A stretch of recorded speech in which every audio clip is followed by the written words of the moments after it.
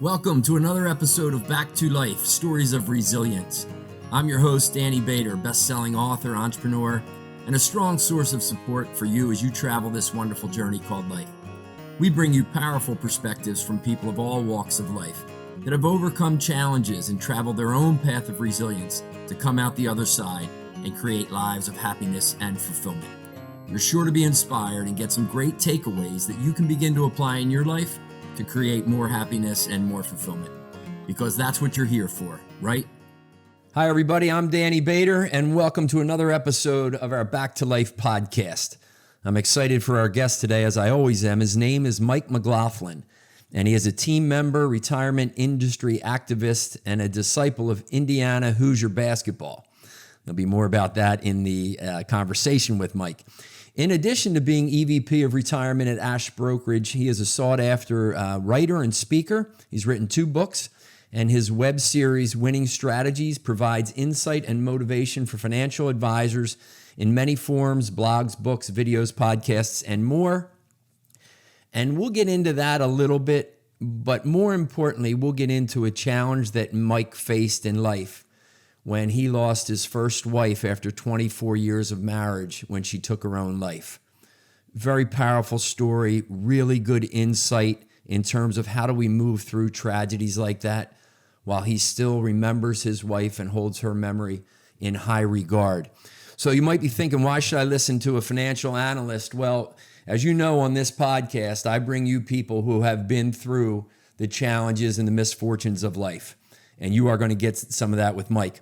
A couple of things that you're really going to want to key in on here is when he talks about the importance of vision and seeing the other side and moving through those difficult times. He has another really good quote that he says in here. He talks about controllables. And we went a little bit deeper there, and he really talks about the importance of knowing the difference between what you can control and what you can't control, and converting what you can control to action. And he'll also talk about that we are victims to life only by choice. We don't need to be a victim to those tragic times we face and the challenges we move through unless we choose to be a victim. So I am pretty certain you are going to find a lot of value in this conversation when you hear of Mike's journey. So on with the show. Enjoy. So I'm excited for our guest today on this next episode of Back to Life podcast. We have with us Mike McGlothlin. And Mike comes to us from the wonderful state of Indiana. So, Mike, thanks a lot for being a guest. Hey, thanks for being on, thanks for having me on the show. I appreciate it. Oh, yeah, it's a pleasure. It's a pleasure. You know, Mike and I spoke a little bit before this episode, and I think you're all going to find an awful lot of value in his journey, his insight, the principles, the wisdom that he's picked up, both from his personal struggles and also how he's created a pretty cool business. So we'll talk about both of them. So, Mike, you and I share a similar passion that is college basketball.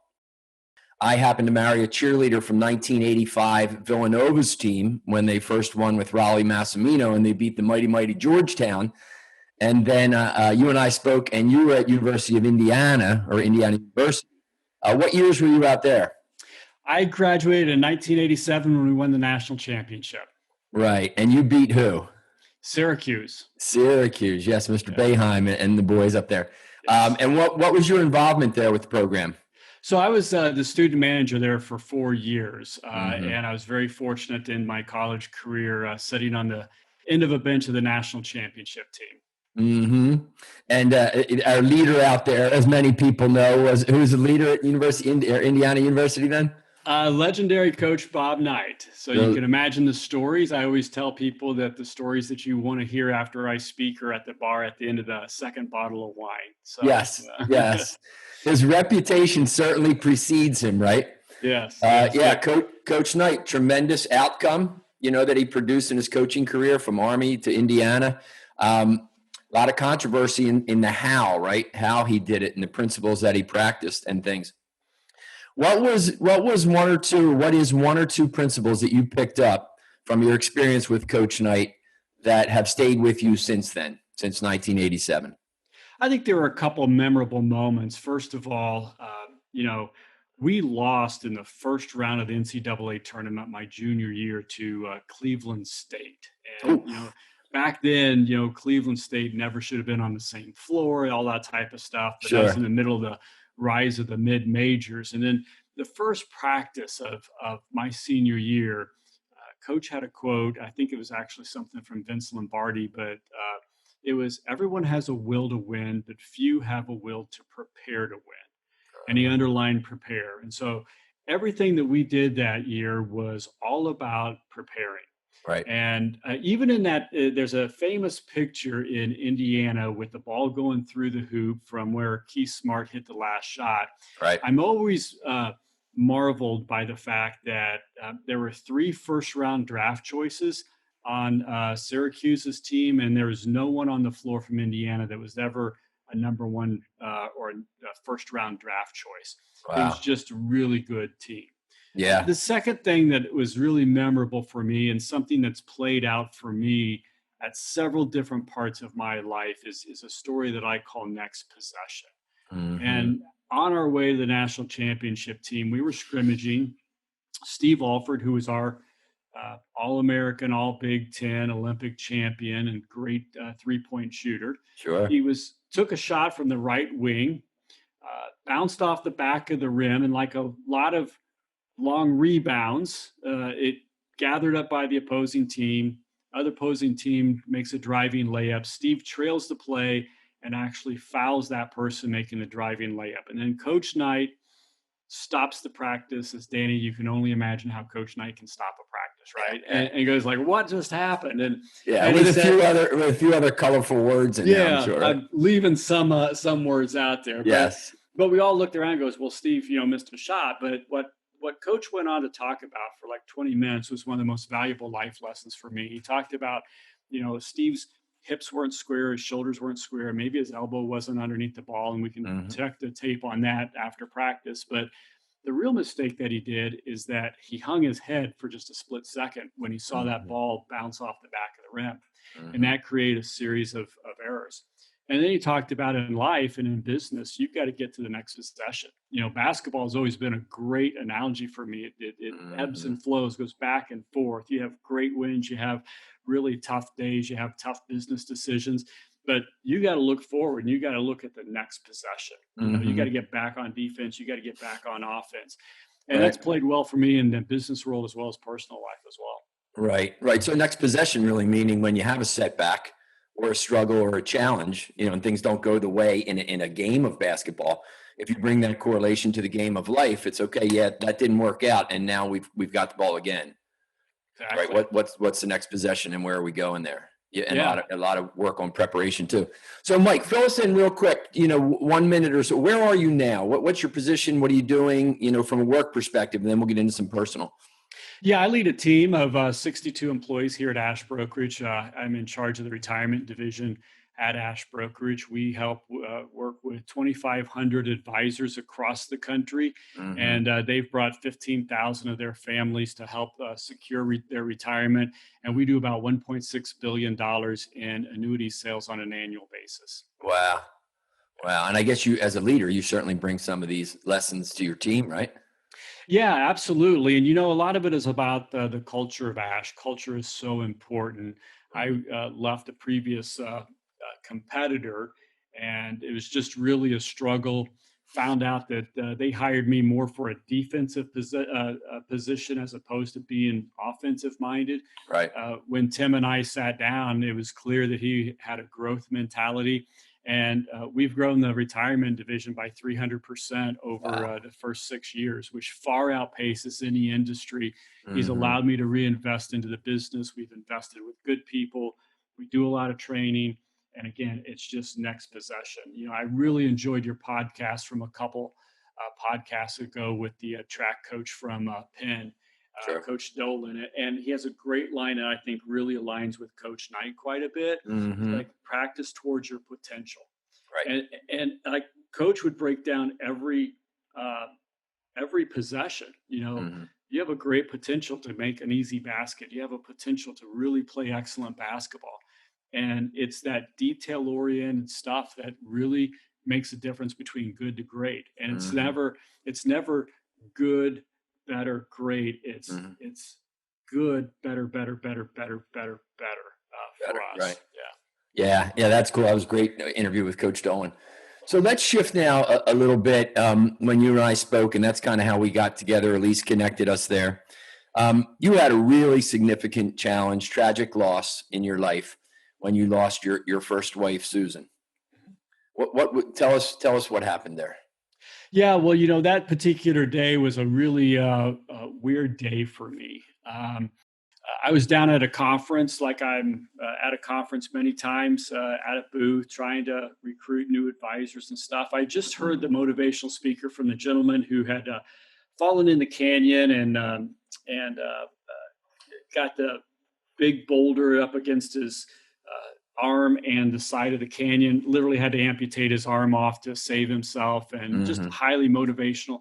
I go out, and it's the first conference call with my team at Ash Brokerage when we had our initial 12 guys. Right. And I knew that I was going to have success at that moment because the camaraderie on that was unbelievable. They're already jabbing people. It's just a great sales team. At the end of that, I get a very disturbing email from our HR department that says, Mike, call the Fort Wayne Police Department. There's been an emergency at your home down in Indianapolis. And 90 minutes of verifying and tracking down the detective that was standing at my house, I found out that my wife had taken her life after 24 years. And, you're just devastated. You're just like blurry-eyed, right? Yeah. I tell people, like, there are things that happen in your life where just time stands still. Right. And that was one where it just stands still. Yeah. And as a suicide victim, you take life minute by minute, then hour by hour, day by day, then week by week, month by month, and then year by year. Yeah. And that following day was really weird. You go, you have to pick up the personal belongings, you have to identify the person. And one of the greatest ironies, her father was a funeral director, so I allowed them to do the ceremony, and then, like many suicide victims, basically excused from the calling hours and the funeral, and I was allowed to have my own closure if I wanted to. Right.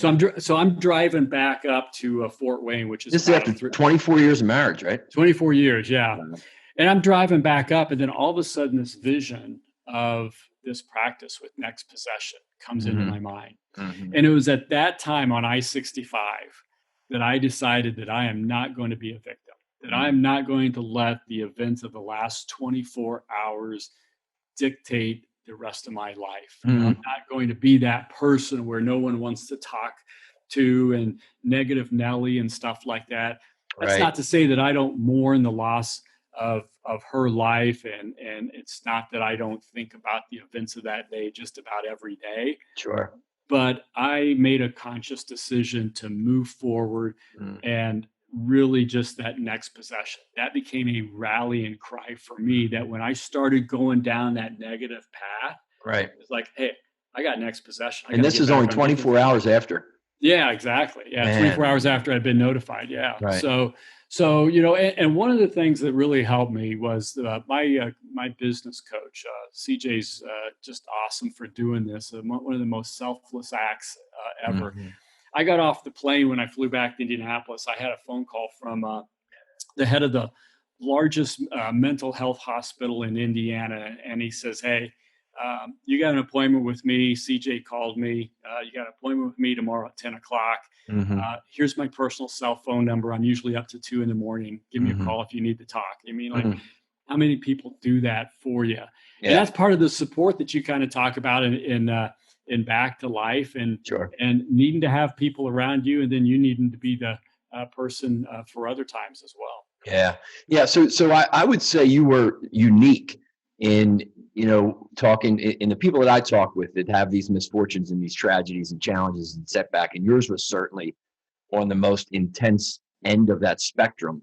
When you lose somebody that you love unexpectedly, and certainly in those tragic conditions, I think you're an exception because, gosh, within 24 hours, you said, damn it, this hurts, and I miss her, and I love her, and I'm going to move on and create some really good stuff in my life.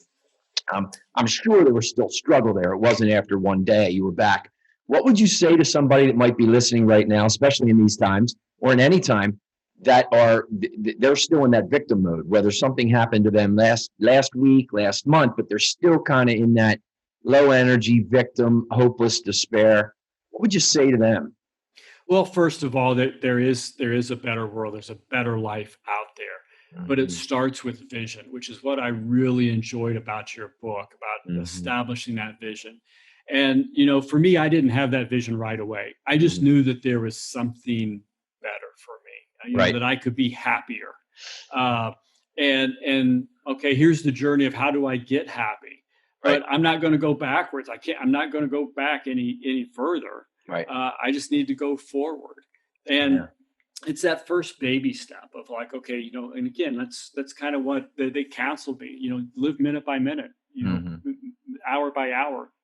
The doctor Mhm. was talking about, hey, if you need to go out and clean your car, that's an accomplishment, right? Sure.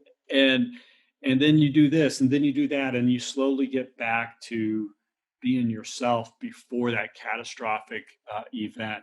Right. But it's baby steps, Right. and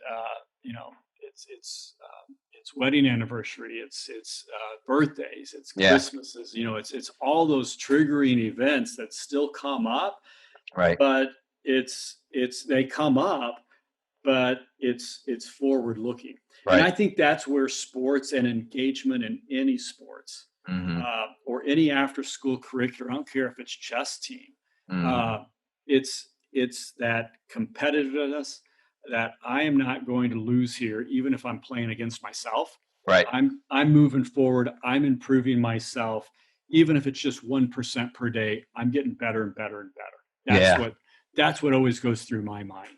Yeah. I love it. Yeah. I think it's so important for us to, especially in the difficult times, is to have that vision and see the other side of it, right? Even if it's blurry, but to understand that this existence of being in this pain and this loss, it is not forever. And yes, it is painful and it's real and it's not unicorns and rainbows, but it's so important to see that other side. And then, as you said, one of the things I use a lot as well is to hold useful thoughts, because our useful thoughts will drive us to useful actions. As you said, you go wash the car. Okay, that's productive, right? That's moving you forward. And it's always that question, what can I do right now that's going to move me away from where I am and towards this future state of feeling better and getting back to myself and those kinds of things. I think it's so important. Yeah. How did you have kids then? Family, brothers, sisters? Who else was around then? No, really, it was just my wife and I at that point in time. Fortunately, I've been surrounded by great people up here in Fort Wayne as I was transitioning from a really poor employment situation previously to Ash, to the Ash culture, and just having people around me, having that team around me, and knowing that Mhm. they were supportive of Right. me. So it was you always have people supporting you along the way, no matter what. Right. So through those difficult times, then, what would you say are 3 or 4 things that are really important? We talked about vision, seeing the other side, support. Certainly, getting it. You got it professionally from a counselor, right, or a physician, a certified Correct. professional. So support. You got it from your Ash, colleagues. What else? Anything else important for people to make sure that they're focused on as they come back to life every day in difficult times, and even not in difficult times? Yeah, one thing I still struggle with is, and what really resonated when I read your book was, being still. Yeah. Uh, when I get away and just think about business, I Yeah. can think rationally. So many times you're in the moment, and you think, oh boy, business is terrible, right? We're in the middle of a global pandemic as we record this. Yeah. The 10-year treasury is at 60 to 70 basis point, which is normally what we price our products off from an insurance carrier, the lowest in the history.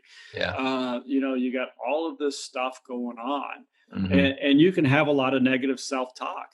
But Yeah. if you just be still, and then I think rationally, like, we're as of today, we're actually growing the business through all Right. of that. That's great. Not Yeah. a lot of competition is able to say that.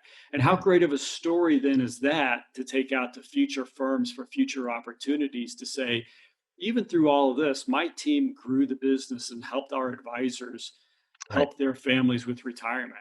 Yeah. So, you just being still, Hmm. being cognizant of things around you and opportunities around you, journaling, those are all things that I did during that time. Yeah. Also, I met my wife during that time, who I had known previously, and Hmm. obviously grew close, and had some unbelievable support from there. And as you talk about vision, I always thought, boy, I could be happier, right? Right. There's a better life for me, because the last several years of marriage were more than difficult for me, and I always Mhm. was thinking how, something could be better. Sure. And I am. I mean, I'm much better. I've been married for 5 years now. Have a great position. I feel really super positive about the future of our business and things. Yeah. And then have a stepdaughter as well, which is a huge challenge for me sometimes. Going from no It's a beautiful kids. challenge, right? Daughters Yes. are a beautiful challenge. Yeah. The good thing is I skipped over the teenage years and just went to the adult life. Oh, So you missed yeah. those fun teenage years, Yes. right? Of our daughters. Yeah. I have Yeah. a daughter light type of stuff. Yeah. Yeah. Yeah. So that's cool. So it's all, it all begins with vision, right? And we get the support. And I think that stillness is so important. I was listening yesterday to a podcast of Lewis Howes' School of Greatness, and he had Matthew McConaughey on there, and the actor, Oscar Mhm. award winning, and it was a really good. He wrote a book called Green Lights, and it's kind of an autobiography. Turned 50, and he just kind of shares his life and some insight and journey. And he's, I like him. I think he's a real character in a good sense. But he did talk about the times when he needed to get away, and he talked about, he had the opportunity, like not like many of us, or maybe like some of us. He went to Peru and hiked for a couple of days or a couple of weeks by himself. So again, that recurring theme of being still is so important for people. So if you're listening out there and you're not creating those times of stillness, and I always say it's in that stillness, it's often in the absence of sound that we hear the most, right? And we Mhm. hear these thoughts that are going on in our head, where we sit there and go, hold on, this is a bunch of shit. This is not going to get me where I'm going. So when you sit in that stillness, you realize the thoughts are only them. They're not you, right? They're just the thoughts we're having, and that we can choose into them a little bit more. Yeah, I think Yeah. that's great. Yeah. I love that line. The more that you're quiet, the more that you actually hear. I think that that's so true. Yeah, yeah, I think so for sure. So let's shift personally. Got some great lessons in there, and I certainly admire your courage for moving through that tragedy. Let's switch a little bit, right? Some of the listeners out there are struggling, as we all are, right? Impacted by this to some degree, by the COVID issue that we're going through right now, in terms of savings, wealth, retirement planning. I mean, what should people be considering now around that? And I know each situation is unique, but on a broad scale, what would you say to the folks that are worried about the financial situation? Yeah, well, I think that there are four major demographic shifts that are really affecting retirement planning right now that I talk about across the country. First of all, we just generally haven't saved enough. Mm-hmm. You take a look at savings rates from 1970s through 2020, it was 18% savings, down to like less than 5 at some point in time. And it's Wow. going to be even less now because of the massive amount of unemployment. Mm-hmm. Um, One thing here is that we have a misuse of Social Security. A lot of people are talking about the funding issues and whether it'll be there or not. The Mm-hmm. reality is, if you have $1 tax revenue, they're going to pay. It may be a reduced payout, Mm-hmm. but the fact is that 52% of Americans take retirement at the earliest possible time and Mm-hmm. forego the potential growth. And that's a 76% difference in the benefit of Social Security. And that's a huge difference. Wow. Yeah. Third thing is the loss of defined benefit plans and guaranteed income. We're Mm-hmm. doing a lot of research where the use of guaranteed income, whether that's annuities, defined benefit plan, or Social Security, can really make a difference in longevity, which is the fourth risk. Right. We're living longer than ever before. According to the CDC, for Yeah. every decade since 1900, we're living 2.5 years longer. So what Wow. that means is that when you get to 65, Yeah. you've actually got a plan for 25% more life expectancy. Oh yeah. And so at the end of the day, what the financial services industry is stacked up against them is that we're going to have to plan for more income for a longer period of time with the least amount of assets. Right. And that's a huge challenge for every American. Right. Yeah. Therefore, Yeah. you gotta take risk off the table. And the reality is you can't control the market. You can't control interest rates. But there's a formula that I like to talk about, the longevity conundrum. All those decisions that you make about Social Security, savings, asset allocation, they're grown exponentially by D, your decisions. Decisions that you make on Social Security, the decisions on your lifestyle, the decisions on your defined benefit plans and things like that. You control those decisions, which again is forward looking. I have control over that. That's positive self-talk for you in a difficult environment. Yeah, I love that. I mean, my wife and I are going through a downsize right now, and certainly moving is one of the biggest stressors in life, especially when you're leaving the home where you raised your kids. But it's just looked with the market where it was, and for us trying to get back closer to some of our people. My mom and dad are still alive, 91 and 82. It just made sense. So that's really cool to hear that we can control some of those things. And sometimes you got to be creative, and you got to work through, as you said, your lifestyle.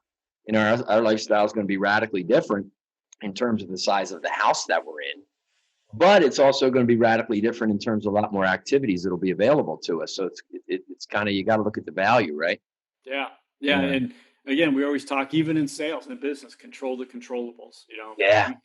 You just got to control those controllables for whatever they are. Oh man, I love that. Control the controllables. I often use the other side and said, you can't control control.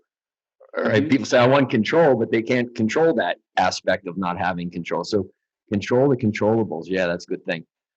You also talk a little bit, let's just touch on the philosophy there. You talk around go giver, go getter. I've seen that out there. What's that all about? Tell somebody what that's all about.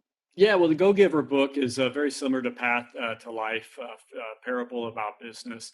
A lot of people talk about being a go-getter, and that's really good enough to have success. And yeah, you'd probably have success. But in our industry, when you Google financial advisor, you come up with 10.2 million hits, even though there are only 650,000 financial advisors across the country, right? Yeah. And so there's just a lot of noise. And so how do you separate yourself?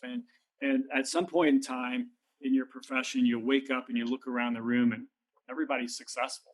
Everybody's worked hard. They've been a go-getter, right? What we talk about is being a go-giver philosophy, where you're giving value, you're giving away your influence. You're talking about the law of receptivity. You're talking about being authentic. All those things come into being a go-giver and a well-rounded person that's really focused in on the other person and how to help them gain something that they don't have. Whether that's retirement planning, whether that's a connection or whatever, or getting positive, whatever that person needs right now, you can be of value, and delivering value is critical. Yeah, cool. I like that whole, that's a good book. Who wrote that book again? Go Giver? It's Bob Burg and John David Mann. Okay, great. Yeah, great book. And you've got a book out too, what, Winning Strategies? I've got a couple books, Winning Strategies, and then also my most recent publication called Free Throws for Financial Professionals. Okay, cool. The neat thing about that is it's available out on Amazon, and then also all revenue from that goes to a scholarship that my wife and I have at Lawrence North High School, where I was a student manager, and we actually provide a full tuition scholarship, including books for a person's first year to college, based upon that book. That's cool. That is really good. So a couple books out there for our listeners to take a look at, and we'll put those links in the show notes here. For me, Mike, and we'll get to kind of wrap up and where people can find you. But for me, it's really important. I talk about winning the 0 hours. And, my dad being a former Marine, a lot of times when we were little, if we were going off for vacation, he would, 7 o'clock in the morning was 0700, right? 0600 was 6 a.m. So I think to them as those 0 hours. What do you do in the morning? What's your morning routine? I'm always curious to hear how people start their days. Well, since the pandemic, my morning routine has been a little bit in flux. I can tell you that I love going to a little restaurant here in Fort Wayne, Indiana, the Dash Inn, 7 o'clock every morning, get my to-do list, get my day planned out. People say hi to you, Mike. It's kind of like Cheers in Fort Wayne. Now what I've done is, since the pandemic, instead of growing a beard and stuff like that, I just got on the treadmill, started working with a running coach that sets my miles. Good. And so 4 days out of the week, I'm out at my alarm clock goes off at 04:30, and I'm out on the street by 0500. Right. And Nice. putting in 5 to 6 miles. And again, talking about getting better, like we did at the top of the show. Yep. 2 years ago, I did a 2:20 half marathon. Great. Just did a personal best in with an hour 50. Yeah. And ran an 8:26 minute mile. So I thought about, Nice. just that didn't happen overnight. Nope. That took a lot of miles and, close to 500 miles and speed work and recovery and all that type of stuff. So we have to do the work, don't we? you have to prepare to win, right? Yeah. You have to prepare. And so, I try to own those 0500 hours, whether it's business coming in. It's when I do most of my video and stuff like that. It's when I'm the freshest. Right. And then I can feel like I've got something underneath my belt and I can attack the rest of the day. Got it. That sounds cool. That is good. And in the morning, any prayer, meditation, journaling, does that happen as well? Or when do you do that throughout the day? Yeah, when I come into the office and I'll journal, and more of a gratitude thing, just to like, hey, I just, I've got this going for me. And that just sets my positive mentality for the day. Yeah. That's cool. That is cool. So listen, where could people find out more about you? They've got the books, but where could they go? I know you do a lot of speaking as well, or if somebody wants to find out, a little bit more about your philosophy on planning for retirement, where could people find out more about you? Yeah, as a financial advisor, you can go to highperformingpractice.com and take a look at some of our stuff there. Also, for speaking and anything else in the financial services industry, my speaking site is McG Speaks. And then you can also follow me at, my Twitter handle is at McG Speaks. And then you can also find me on the web at McG Speaks for speaking information. All right, that sounds cool. All right, Mike, so here's the way we end with all of our guests, and I've certainly enjoyed your insight there. You are having breakfast. What's the name of that restaurant you go to? Dash In. Okay. So you're having breakfast there with somebody who you are never going to see again. Never going to see that person again. And they they're going off into their life. And they say to you, hey, Mike, listen, I'm off into my life. I'm never going to see you again. I wish you all the best. What are three principles that I should remember to practice in my life to create happiness, fulfillment, resilience, focus, personally and professionally? 3 principles. I think that those are 3 of the 5 principles from the Go-Giver. First of all, always provide value. Your net worth, your true net worth, is determined by how much more you give in value than you take in payment. Second one that's really important is always be authentic. And for me, that's understanding who you are, but also wrapping around people of your weaknesses. Like I don't hire my strength. The financial services I coach all the time. Trying to build your business, you hire another Mike McGlothlin because Mike's a good sales guy. You need good operations people. You need good process people that you hate doing. So you need to be authentic to yourself. Great. The last one is the law of receptivity. And that is that you have to keep the flow of giving and receiving open. You have to be open to receiving help, support, those types of things. And that's really, those 3 things have been really meaningful for me during really difficult periods, but also to kind of keep the momentum of my business going as well.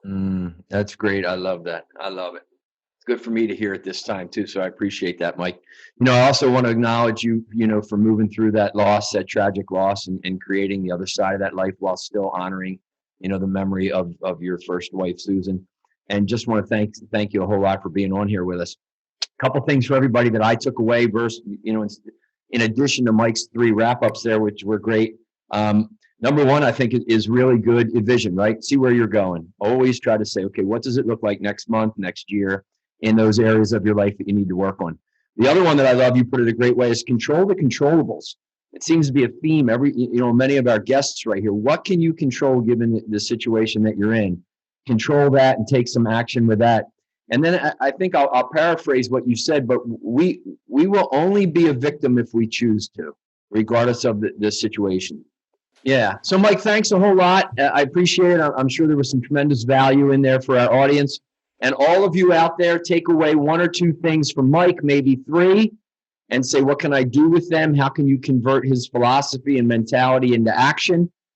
And go ahead when you come back to life every day and create a whole lot more happiness and fulfillment for you and for others, because that's what you're here for.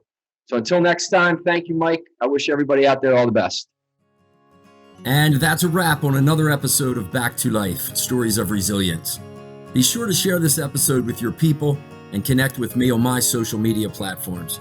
You can also visit www.dannybader.com to get some cool Jackrabbit t-shirts and support the vision to end ALS, as well as my books and my online trainings. So until next time, I am certain the powerful perspectives you heard will inspire you to make some changes to how you think about your life, begin to experiment with some new actions, and create more happiness and fulfillment in your life, because that is what you are here for, right?